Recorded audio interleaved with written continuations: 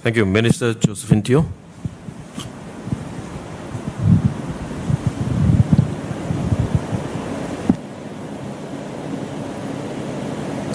The penalties are the same as that announced yesterday, but previously we said that even if you were not operating essential services, some activity could be allowed at the workplace if there was no way for those activities to be done remotely.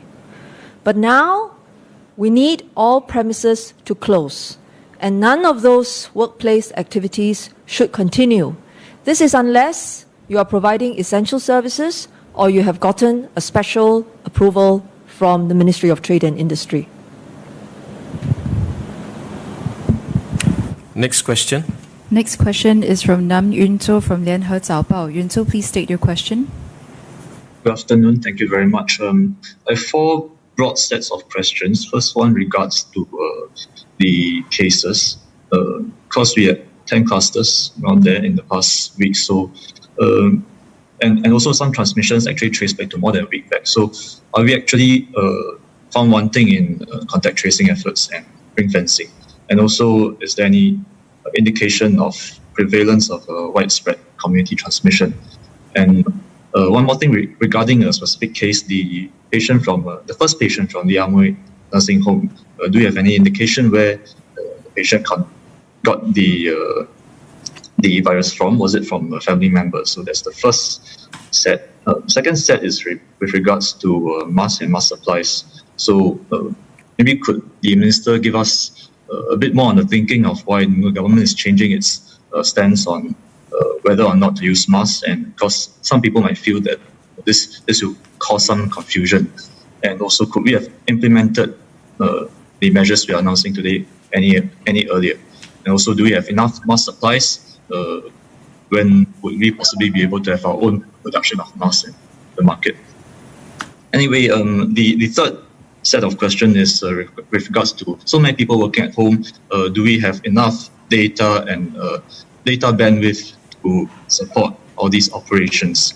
And fourthly, on a more light-hearted but nonetheless almost as important note, some of our readers have expressed concern whether Singapore pools will still remain open. Thank you. Singapore pools. Okay. Okay, thank you. Ask Professor Mak to talk about cases that we are seeing in Singapore, both the clusters as well as a patient from Lim Amoy nursing home. Then I'll ask Minister Wong to respond to the other questions.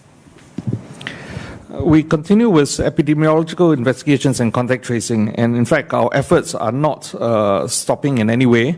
We've in fact expanded our contact tracing capacity and capability through the support and assistance of both the Singapore Police Force and the Singapore Armed Forces. And they have made some preliminary breakthroughs in establishing links from time to time. But many of those investigations are continuing. We have some hypotheses in terms of how some of these clusters may have arisen. And as time goes on, as we can prove that these are indeed the links that have taken place, we will make that known to all of you. At this time, it's still our belief that while there is some level of community transmission, it is at a stage where this is still potentially controllable. We are able, we believe still, to cast a net wide to isolate and ring fence all of these confirmed cases as much as we can and limit further transmission. And therefore, it is not our assessment at this stage that we have widespread transmission to the extent that our ring fencing and containment strategies have failed. In fact, we continue to endeavor and continue to persevere to do so because we believe this will make a difference in allowing then the safe distancing measures to take root and allow these cases then to settle down. You asked about the specific resident who was a patient and a resident at the Lim Amoy old age home.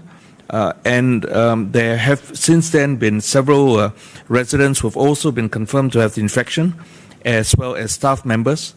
From our investigations to date, it is a possibility, we have yet still to confirm this, but a possibility that in fact it might have been one of the staff members who might have been having some mild symptoms but continuing to work, and then an opportunity through close contact in the home then have led to other residents getting that infection. But we continue to investigate to see whether this possibility is indeed true, and as we continue with our efforts to determine these links, we will again make that known to you.